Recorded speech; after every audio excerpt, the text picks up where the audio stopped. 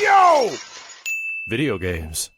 What up, dudes? It's Matt here from YoVideogames, and we're back with the best games of E3 2016. We're going to start off again with another Kickstarter game, a game that basically is another not version of something you loved in the past, just under a new name. I'm talking today, of course, about Bloodstained Ritual of the Night. This is the game that is the return to the Symphony of the Night formula made by the original Castlevania, Metroidvania creator, Igarashi's. Now, it's not like, when I say original creator, I mean the original creator of the Metroidvania style of gameplay, not the originator of the Castlevania series as a whole. This is very specific in its design, that this game is based clearly off of the DS games and, of course, Symphony of the Night on PlayStation and Saturn. So, basically, there's been a little bit of concern that maybe some of these wondrous Kickstarters for these old franchise-style games are maybe not all they're cracked up to be. Well, I can assure you, this one actually honestly delivered. Now, the weird, surprising thing about Bloodstained delivering is that the developer behind it is Intercreates, which is the developer of Mighty Number 9, but also the developer of Mega Man 9 and 10. There's a strange mystery there, and maybe that's some video for another time, but I honestly don't understand what went on. I know that this game had a bigger Kickstarter and had some individual or outside funding, I should say, so maybe the money that this game had was able for the developer to create a better game, or more likely, in my opinion, I think this game actually has much better direction going into it than that previous game that Intercreates just finished and released. Bloodstained, immediately from putting the headphones on and looking at the title screen, is like, holy shit, they are unapologetically Castlevania. I mean, the title screen has a big, giant, gothic castle on water, and the music sounds like it was ripped straight from a previous Konami game. But unlike Konami, this game actually exists because Konami is the worst, and fuck Konami. The game demo at E3 took place on a pirate ship, which actually reminds me of Rondo of Blood for the TurboGrafx 16, even though that was a linear Castlevania experience. So we actually didn't get to see a castle, but who cares really? It's just the demo we had on hand definitely gives you an idea of what to expect in the final game. In other words, you have a not necessarily linear map, a map that has abilities to unlock, and then ways to unlock shortcuts within the map as well. If anything, it takes mostly from the first DS Castlevania, in that after killing enemies, you absorb these sort of shards, which are like their souls or something, and basically what it is you can unlock enemy abilities randomly as sort of a drop that sometimes happens when you kill a certain type of enemy. Now, you won't always get it, you don't just kill the enemy the first time and you get their ability. It's like a random drop. Other things that are very similar to Castlevania are when you hit the lights or lanterns on the ship, you see these little stained glass flower petals, the kind that are on the tattooed all over the main character. They float down just like hearts. Another thing you get is when you are attacking enemies, you get their name in a little blue box in the lower right hand corner of the screen. There's an HP and magic meter as well.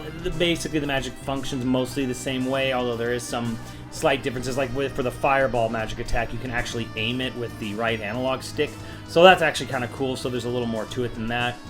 It uses a sort of equipment drop, just like the Metroidvania titles, where you might find some things in chests, like better weapons.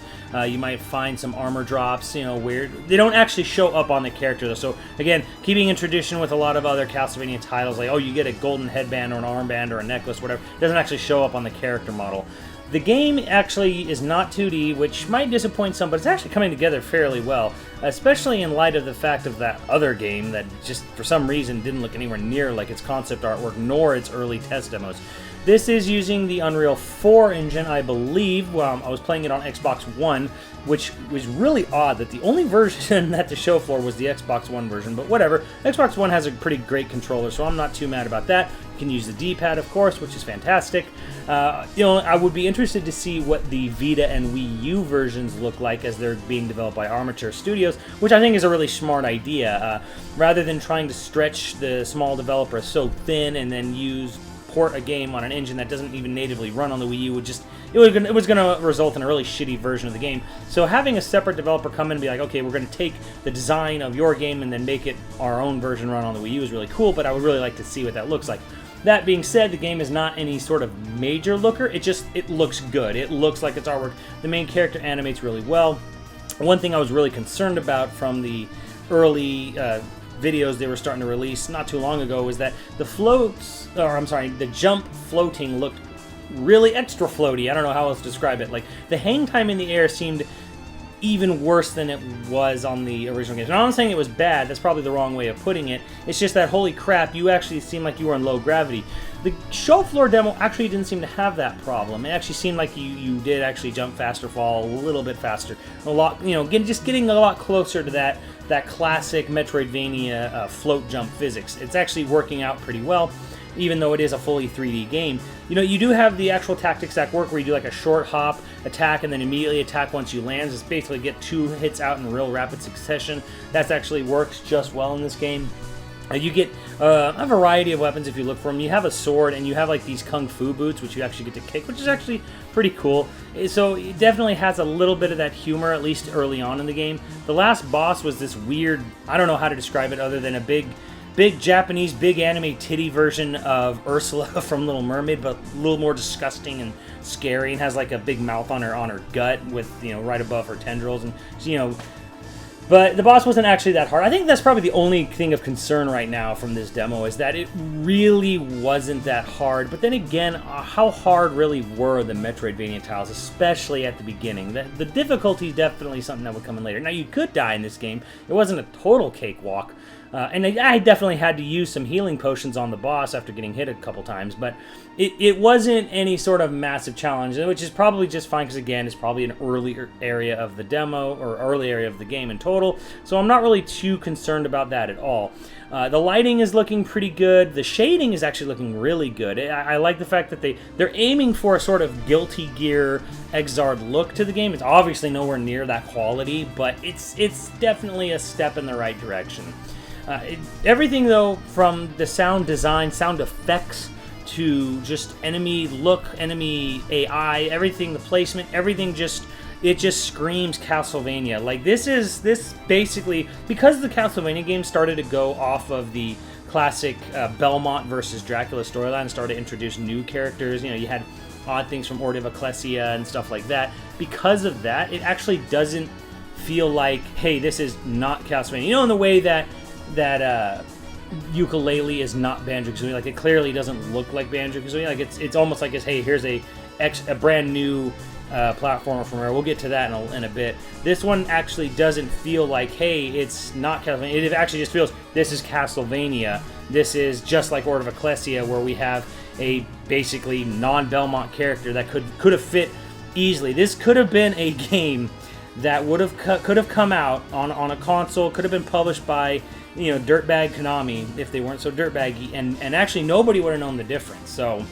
if you weren't a backer and you're interested in this game, just know that it's in really good hands.